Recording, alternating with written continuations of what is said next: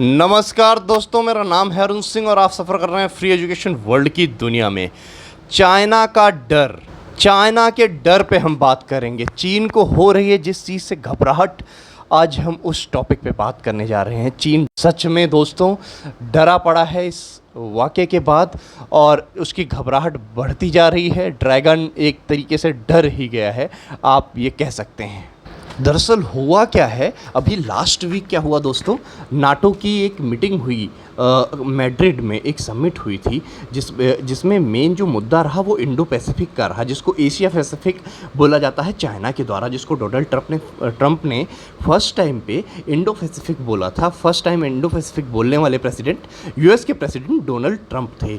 तो अभी हुआ क्या, नेटो की समिट जब हुई वहाँ पे, तो उसमें मेन मुद्दा रखा गया एशिया पैसिफिक, जो इंडो पैसिफिक वाला रीजन है, इसमें शांति कैसे बनाई रखी जाए और चाइना का जो दबदबा इधर बढ़ता जा रहा है इस पे कंट्रोल किया जा सके। फर्स्ट टाइम इसमें ऑस्ट्रेलिया के प्राइम मिनिस्टर, जापान के प्राइम मिनिस्टर, न्यूजीलैंड के प्राइम मिनिस्टर और प्रेसिडेंट ऑफ साउथ कोरिया ने पार्टिसिपेट किया। ये पहली बार ऐसा हुआ कि दूसरे देश के जो कि एशिया पैसिफिक कंट्रीज़ हैं, इंडो पैसिफिक रीजन में जो कंट्री आती हैं, इन कंट्री के जो प्रेसिडेंट हैं या प्राइम मिनिस्टर्स हैं, इन्होंने पार्टिसिपेट किया। और स्वीडन और फिनलैंड, पहली बार ये हिस्टोरिक डिसीजन हुआ एक स्वीडन और फिनलैंड के द्वारा, इन्होंने अपनी न्यूट्रलिटी को बिल्कुल त्याग करके और डिसाइड कर लिया कि ये नाटो ज्वाइन करेंगे। तो बहुत ही बड़ी ये जियोपॉलिटिकल डेवलपमेंट है अगर हम देखें इसको। ये दोनों देश हमेशा से रशिया प्रो हुआ करते थे, या रशिया और यूरोप के बीच में हमेशा से ये लोग न्यूट्रल रहते थे। लेकिन जो यूक्रेन में हुआ उसे देखने के बाद अब कहीं ना कहीं इनके जहन में भी डर बैठ गया और ये लोग भी अब नाटो ज्वाइन करने की बात कर रहे हैं और इन्होंने डिसाइड कर लिया है कि अब ये नाटो ज्वाइन करेंगे।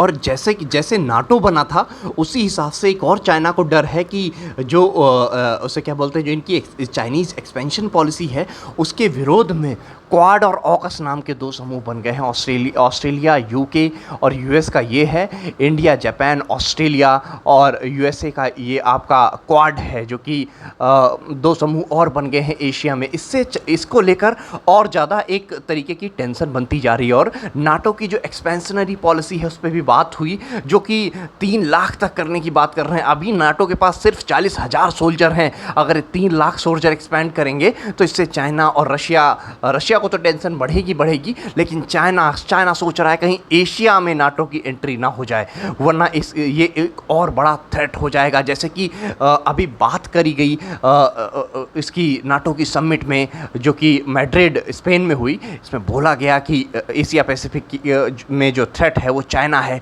उस पर जो डिस्कशन हुआ उसके चलते चाइना में और एक गहमा गहमी मच गई है कि कहीं ऐसा ना हो कि नाटो जो है एक्सपैंड कर जाए एशिया तक। और ऐसा पहली बार हुआ है। एक्चुअली नाटो जो है, नॉर्थ अटलांटिक ट्रीटी ऑर्गेनाइजेशन, ये बनाया गया था रशिया को काउंटर करने के लिए, स्पेशली यूएसएसआर को काउंटर करने के लिए। यूएसएसआर या सोवियत संघ या रशिया जो भी बोले, इसको काउंटर करने के लिए यूएसए ने नाटो की स्थापना की पहल करी थी। फिर कई सारे यूरोपियन देशों ने और यूएसए ने मिलकर नाटो की स्थापना करी थी। लेकिन चाइना का जिक्र पहली बार किया गया है नाटो की समिट में, और चाइना को पहली बार एज सिक्योरिटी चैलेंज या सिक्योरिटी थ्रेट के रूप में नाटो ने देखा है। ये एक बहुत बड़ा उसे क्या बोलते हैं, भूचाल मचाने वाला, एक तरीके से कह सकते हैं परेशान करने वाली बात है चाइनीज़ गवर्नमेंट के लिए। अगर हम नाटो के बारे में बात करें तो नाटो का जो हेडक्वार्टर है, इसका फुल फॉर्म होता है नॉर्थ अटलांटिक ट्रीटी ऑर्गेनाइजेशन। और इसके हम अगर हेडक्वार्टर की बात करें तो इसके हेडक्वार्टर्स ब्रसेल, बेल्जियम में है। और ये जो है बेसिकली इसका जो फाउंडिंग जो हुई इसकी 1949 में हुई। United state, Canada and several western European nation जो थे वो इसमें जुड़े, जिससे ये सोवियत यूनियन जो है उसको उसे क्या बोलते हैं, चैलेंज कर सकें। इसमें अभी जो हैं वो 30 के आसपास मेंबर हैं और ये एक पॉलिटिकल तथा मिलिट्री अलायंस है। इसमें बेसिकली ये मेन फंक्शन इनका जो है मिलिट्री अलायंस के ऊपर रहता है। अगर एक देश पे अटैक होगा तो सब पे अटैक माना जाएगा, ऐसा नेटो का आर्टिकल कहता है। और सब देशों की मिलिट्री उस देश पे अटैक कर देगी अगर नेटो के किसी भी देश पे अटैक हुआ तो। लेकिन ये किया तो रशिया के लिए गया था, बट अब जैसे जैसे चाइना बढ़ता जा रहा है तो चाइना का नाम पहली बार आया है। और चाइना अपने पड़ोसियों में सबसे ज़्यादा पावरफुल कंट्री है, इसमें कोई डाउट नहीं है। हालांकि भारत बहुत अच्छी टक्कर देगा चाइना को, लेकिन चाइना की इकॉनमी हमसे कई गुना ज़्यादा स्ट्रांग है, इसको हम नकार नहीं सकते। और चाइना जैसे जैसे अग्रेसिव होता जा रहा है तो उसके ही चलते नेटो ने इस पर भी डिस्कशन स्टार्ट कर दिया है। अगर हम नाटो और यूरोप की बात करें तो जैसे रशिया बोलता है, रशिया क्लेम करता है कि यूक्रेन एग्जिस्ट ही नहीं करेगा मॉस्को के आगे, अगर वो झुकेगा नहीं, अगर वो मानेगा नहीं। और नेटो मदद कर रहा है इनडायरेक्टली, वो मेंबर नहीं। अगर नेटो का मेंबर यूक्रेन होता तो आज यूक्रेन के साथ ये हालत हो सकता है नहीं होती। यही सब देखते हुए स्वीडन और फिनलैंड जैसे देशों ने नेटो को ज्वाइन करने के लिए डिसाइड कर लिया, जो कि अब तक न्यूट्रल रहते थे इस मैटर में।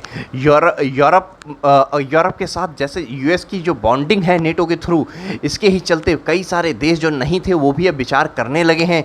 रशिया कभी भी अटैक उन पे कर सकता है इस डर से।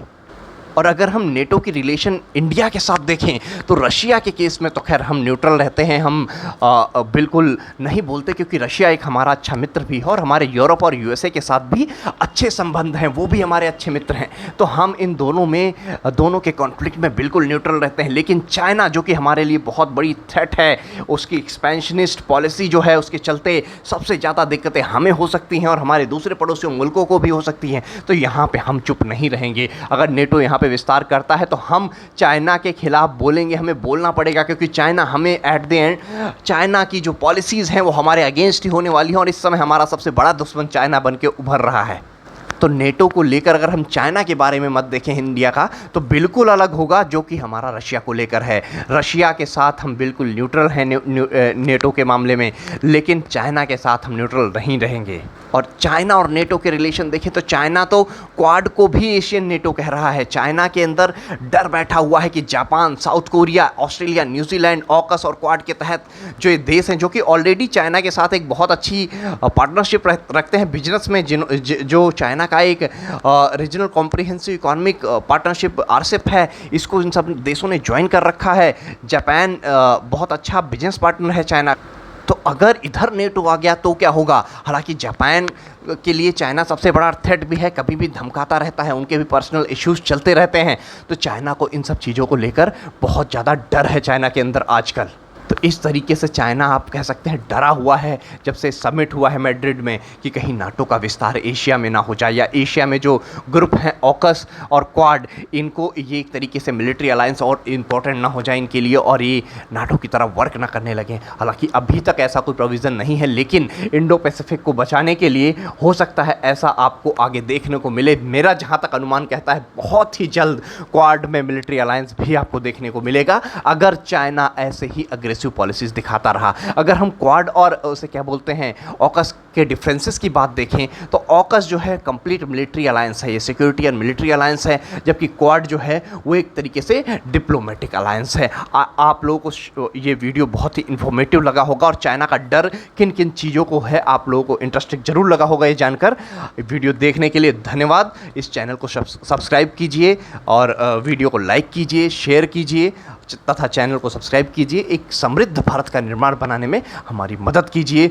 जय हिंद, जय भारत।